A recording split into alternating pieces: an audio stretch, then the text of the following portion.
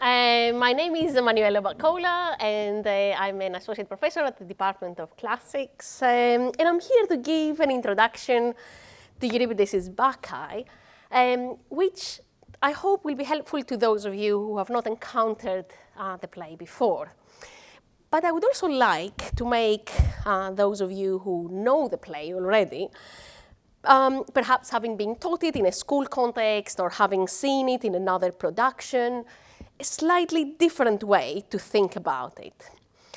As I'm sure you know, there are multiple ways in which a play can be interpreted, as different readers and put different emphasis on different elements. And it may be that my approach is different from the approach that you have in mind, and also from the approach that you will see later on. I'm on research leave at the moment, so I haven't seen the play. I know some things about it, this particular production. The approach to the Bacchae, which I will explain in the next 25 or so minutes, will focus mainly on nature and the natural landscape, and the role that these have in the way the play constructs meaning. In the last 30 years, the natural world has been little more than a footnote, actually, in the study of tragedy. Things are changing rapidly, and rightly so, I think. A play like the Bacchae shows that nature and the landscape, oh please come in, can be at the very heart of a tragedy and its biggest questions. Questions including, what does it mean to be human? And what is the meaning and the values of our civilization? And how far does the civilized differ from, the uncivilized? Now, nature would have been at the heart of the theatrical experience of the 5th century around the Mediterranean, as the plays were performed in open-air theaters, like this theater in Syracuse, which as performance space dates at least from the 5th century BC. The performances would have taken place in the bright light of day, with most of the audience sitting on the ground, exposed to the elements, and with vistas of arable lands spread across their horizons, as well as the sea and mountains, juxtaposed with the built environment of the polis. Now, this is an early 20th century a photograph of the theater of Dionysus, the theater where most plays of the 5th century would have been produced for the first time. Now, in the 5th century, I want to say that neither the auditorium nor the playing area were made of stone. It's mainly beaten earth. But what I'm mostly interested in this photo is actually the surrounding areas and the vistas in this photo. Now, with the sparsity of the houses of the early 20th century compared to modern Athens, this image, I think, evokes how important the landscape would have been in the vision of the 5th century spectators. Now, these are, of course, very different circumstances from those of the theatrical experience today. The experience of the natural landscape the spectators would have had in the original context would have been underlined, amplified, and extended via the vivid descriptions of nature in the plays. In the Bacchae, we find repeated references to the lush vegetation and also untamed nature of the mountain near Thebes, the Chthonic. The audiences of the theater of Dionysus, as you can see, had another famous mountain, Mountain Hymettus, to their left-hand side, rising above the plain of Attica in the same way that Chthonic would have had in Thebes. In the eye of their imagination, they would have also seen streams of water, described in the words of the characters, the bright sun in the sky, animals of all sorts and birds, okay? The presentation of nature in the play, as we will see, extended also to the destructive power of earthquake, and also raging fire and rugged crags and towering trees. unlike the audience's experience of tamed nature around their city. Therefore, the descriptions of nature in the Bacchae would have mostly emphasized its rawness and power that would be unwise not to take seriously. Now, apart from the fact that nature was an essential part of the theatrical experience, there are two more points that relate to nature which I want to flag up as relevant to this talk, especially for the newcomers to Greek tragedy. Firstly, nature and the divine are not entirely separate areas of experience for the Greeks, as they are for us in modern times. They are intrinsically connected. The weather, the earth, the changes of seasons, etc., would be regularly attributed divine character, or more often would be entirely divinized. And the divine would be regularly linked to nature to a greater or lesser extent. Now, I do not only mean that the Greeks thought that, for example, the weather was controlled by Zeus, or the seas by Poseidon, and that these deities were understood to be external to these phenomena. I mean that nature was perceived in many cases as the very manifestation of the divine, as well as being controlled by the divine. Although, and this is actually quite important, the boundaries between the two were not precisely demarcated, even in the age of natural philosophy that preceded Greek tragedy. Now, nature gave people a glimpse into the mysterious world of their gods, including into the world of divine thoughts. Angry seas and storms, for example, were often perceived to convey divine anger for some mortal overreach or violation of the cosmic order, or as Greeks called it, hubris. The third point, perhaps the most exciting one, and the one that makes the world of the Greeks seem most strange and different to ours, is that nature was also sometimes understood to be a manifestation not only of divine, but also of the human internal world, the world of human psyche and the human mind. In other words, what one would imagine to be inside us, okay, for example, our thoughts and emotions, could be understood to actually manifest outside us, in the world out there, via phenomena of nature.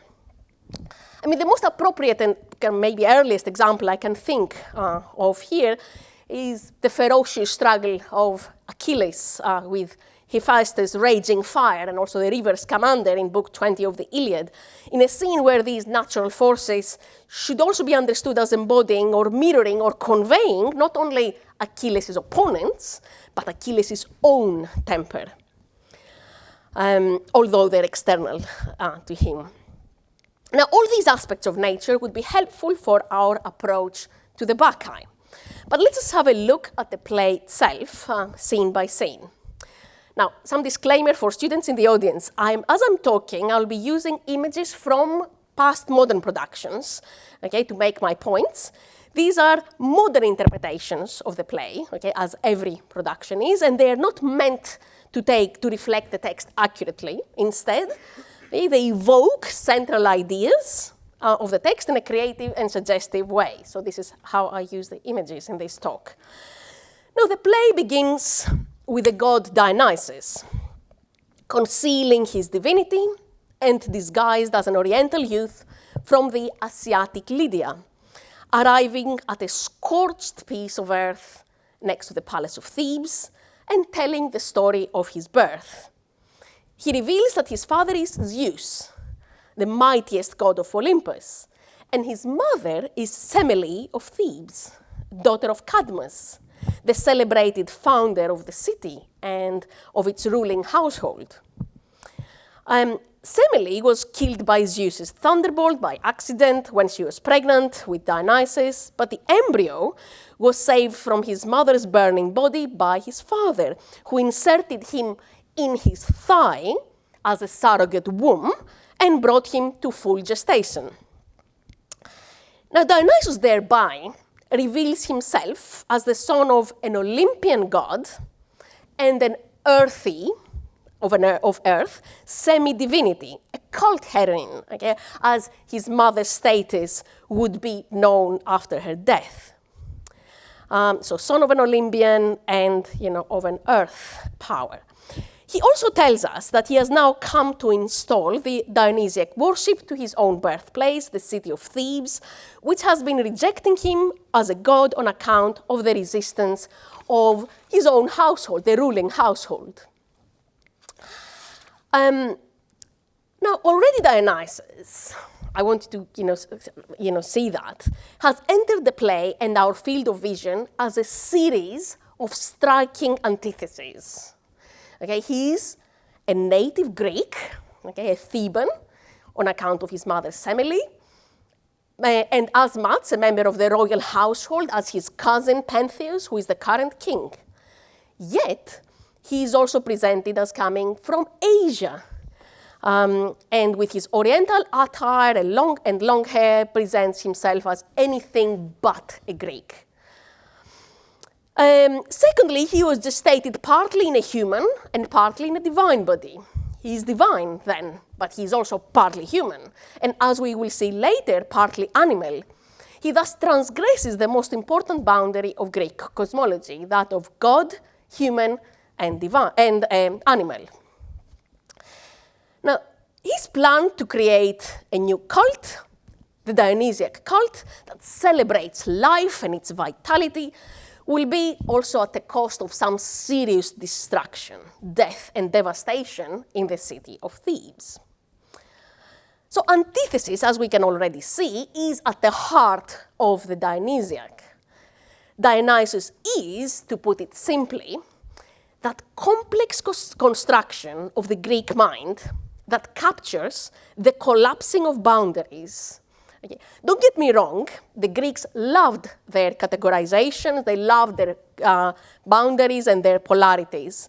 But Dionysus is the god that paradoxically confirms this by being the most blatant destroyer of boundaries. He's Greek and non-Greek at the same time, as well as divine, human, and animal. The energies that power him and his travels are creative and life-affirming, but also destructive.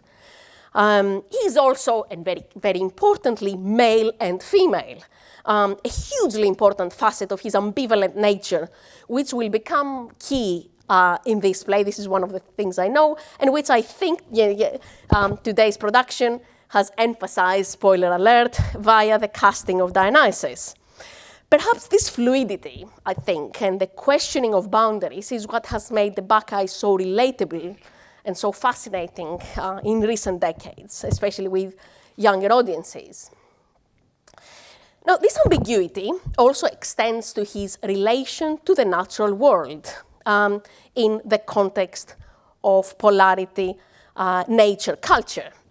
Dionysus is as much embodiment of untamed nature as he is of the wonders of civilization, so both of the raw and of the tamed. It is mostly in the latter affiliation that, for example, he presides over the festivals and the arts, including the tragic art. Although these, both the Dionysiac festivals and tragedy itself, make sure and are wise enough that they to embrace the untamed, the uncivilized, the carnivalistic, and the raw as well. So Dionysus is not only one or the other, he's both. Okay. Now, back to the play. Further in the opening scene, Dionysus reveals that he has driven the women of the city, including his mother's sisters, mad about his worship, and has led them into the mountains to observe his ritual festivities. This is what he says. Because of this, this is still in the opening scene, I myself have stung them in madness from their homes. They are out of their wits and live in the mountains, and I have forced them to wear the trappings of my rites. All the female seed of the Cadmeans, all the women there were, I have driven in madness from their houses. Mixed together with the daughters of Cadmus, they sit upon the cliffs in the open air under the green fir trees. This city, though it is uninitiated in my Bacchic rites, must learn them to the full. Now, one more antithesis is created, as you can see, that between house and mountain. The women who should be in the protected and controlled, okay, especially according to patriarchal ideology, the protected and controlled environment of the home, serving their marriage and family, the par excellence perceived as institutions of a civilized society, have now been driven to the wilderness of Mount Kithaeron, and instead of looking after their homes, they serve the god of ecstasy. Now pay attention, please, to the mountain and its contrast with the civilized spaces of the house and the polis, because before too long, although we will never actually see it on stage, except from, with the eyes of our imagination, we will see that the mountain, in contrast to the house and the polis, will become the dominant space of the play. And the antithesis, house, polis on one hand, mountain, nature on the other, will become a dominant antithesis. Okay, house, polis as expression of culture, mountain, nature as expression of nature. Everything will be accomplished and revealed on the mountain at the cost of house and polis, and resulting in their radical transformation. Okay, resuming. Now, after delivering his opening prologue, the god himself then exits to the mountains, and the chorus, composed of his Asiatic followers, the Bacchantes, enters. They perform an ecstatic song and dance around the palace, where they invite the whole city to join them and the god up on the mountain.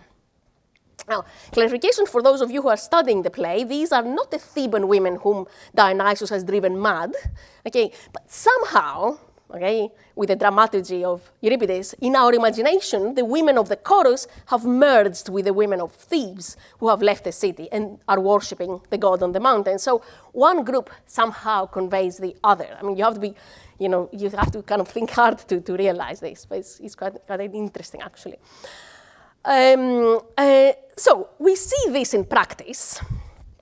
The Dionysus effect and his retinues call to join him on the mountain when Tiresias, the blind and elderly seer that you may have known from other tragedies, enters together with Cadmus, okay? Both old men, and Cadmus was the founder, civilizer, and former king of Thebes.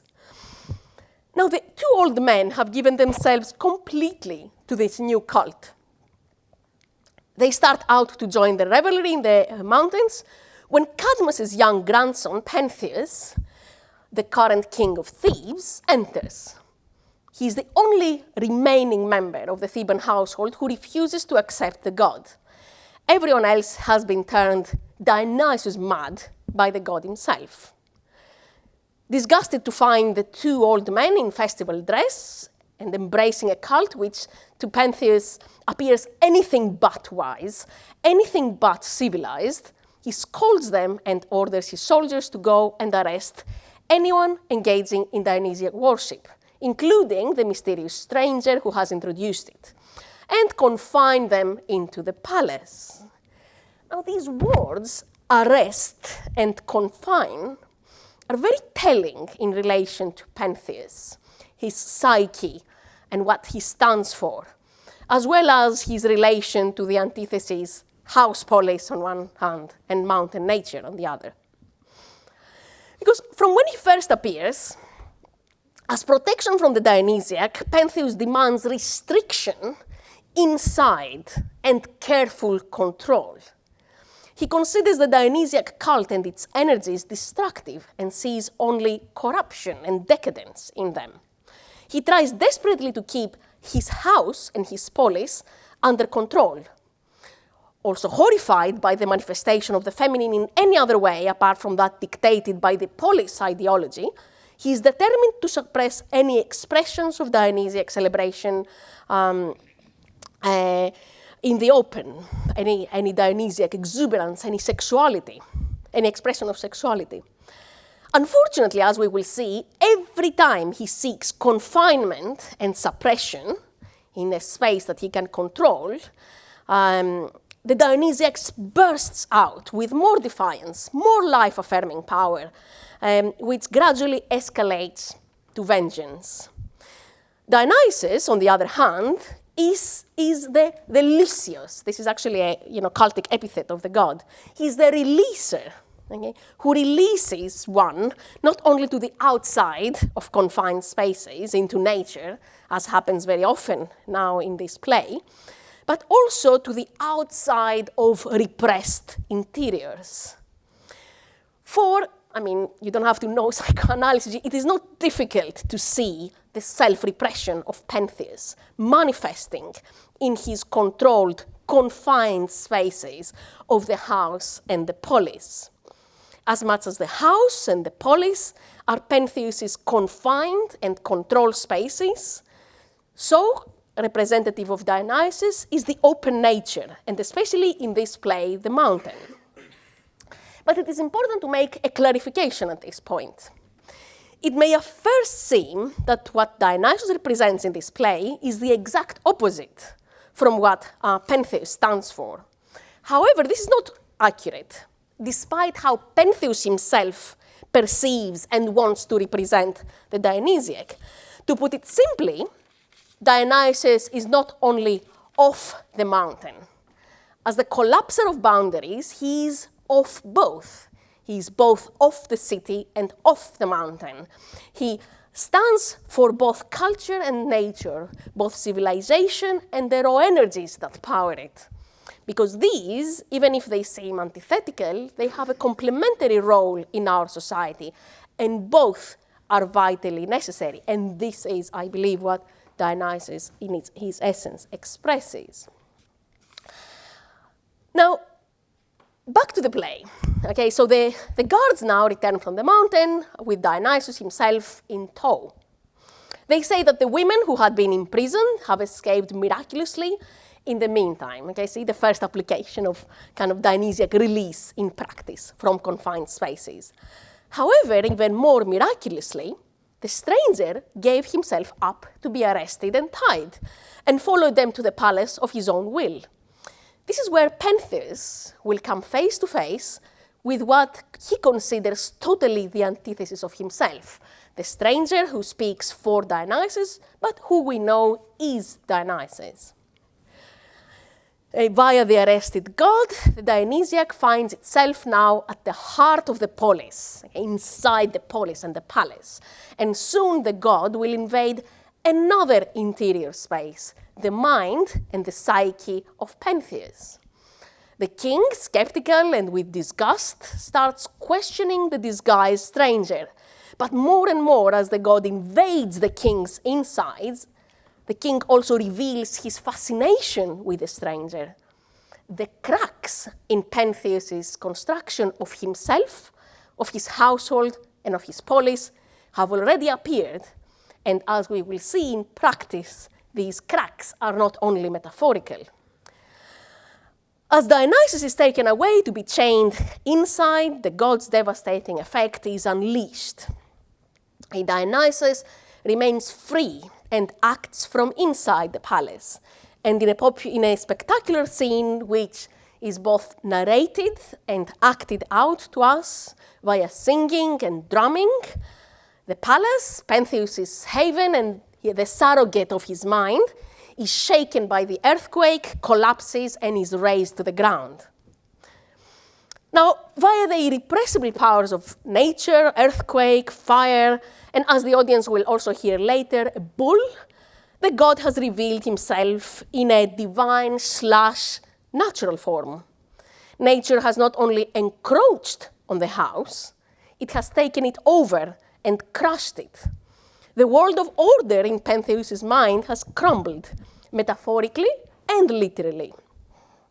So actually, at this point, let me show you, still from a recent 2021 production from the Theatre of Syracuse in Sicily, which I think captures very nicely the invasion of Pentheus' house and mind, and the merging of the two spaces, okay?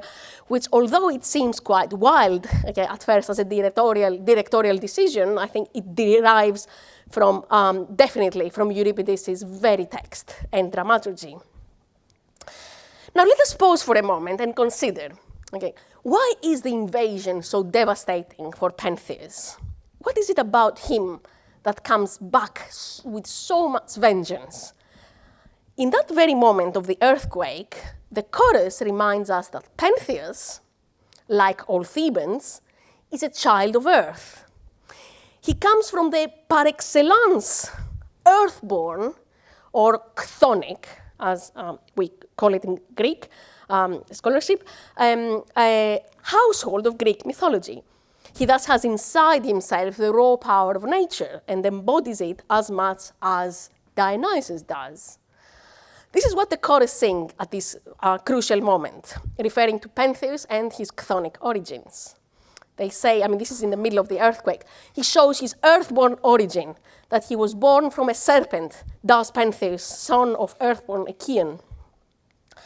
So I think now you will allow me, hopefully, to use a visual metaphor to convey how I understand the scene of the invasion of the Dionysiac, into the house, into the palace, into the insides of Pentheus, or the scene of the earthquake. As Dionysus invades and unleashes the power of nature inside the king's own nature shows itself. This is even what the chorus themselves say. Or to use another visual metaphor, the mountain was never far away from Pentheus, his household and his mind. In fact, it was always inside of him. And now, having been suppressed so violently, it reclaims its own with irresistible inevitability. With Dionysus impossible to confine and the house razed to the ground, Pentheus is at a loss when a herdsman arrives from the mountain where he had been herding his cattle. This is immediately the next scene. His narrative is a foreshadowing, actually, of what the king himself will experience later on. The herdsman reports that he found women on the mountain worshipping the god, wandering the forest, suckling animals, twining snakes in their hair, and performing miraculous feats. When the herdsmen and the shepherds tried to capture one particular celebrant, Pentheus' mother, Bacchae, the women became frenzied and pursued them. The men escaped, but the women fell upon their animals, their cattle, ripping them to shreds with their bare hands. Now this is a vase painting which shows an example of this kind of shredding of an animal with one's bare hands, a ritual sparagmos, or the tearing apart of a sacrificial animal. Now this means that in this action of tearing the animals apart, the women are effectively mirroring or establishing the god's cult. They're not doing it just to punish the shepherds. There is a strong kind of ritual strand, underlying the play.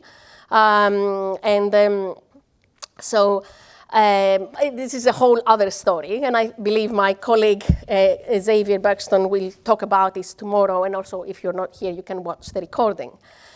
Now, still Pentheus, despite this, narration of this explosion of, power from, the Dionysiac followers, he remains unflinching in his determination to suppress the god.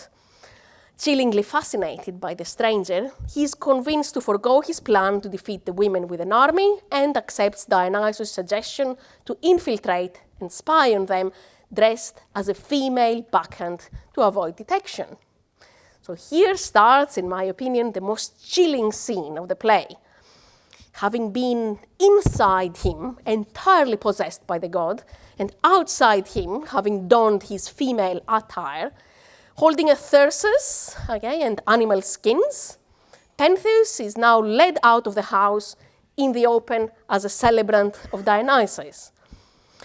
He is now willingly in the mercy of the god and of the mountain. But as he says, he feels stronger than ever, claiming that he will rip up the mountain and carry it on his shoulders. This is actually a few lines that during the costuming scene, Pentheus says, "Might I be able to pick up the glens of Chthonic on my shoulders? Shall I tear them with my fingers and put my arm under their peaks?" So the final act will be played out on the space from which Pentheus attempted so desperately to protect the household, his citizens and himself, Mountain Kithaeron. Now, I will not summarize anymore, and I will let you experience the events that climax and close the play by yourselves. But there is one thing that I would like you to take notice of. When the retinue returns from the mountain, however many of them return, the mountain has killed Pentheus, as the text itself suggests. So uttered by a particular character, you will see that. And his household will be uprooted once and for all from the earth of Thebes that nurtured them. In a chilling reversal of what the king sought with so much determination, by the end of the play, the ruling family of Thebes has been reduced to a state of barbarity. Thank you.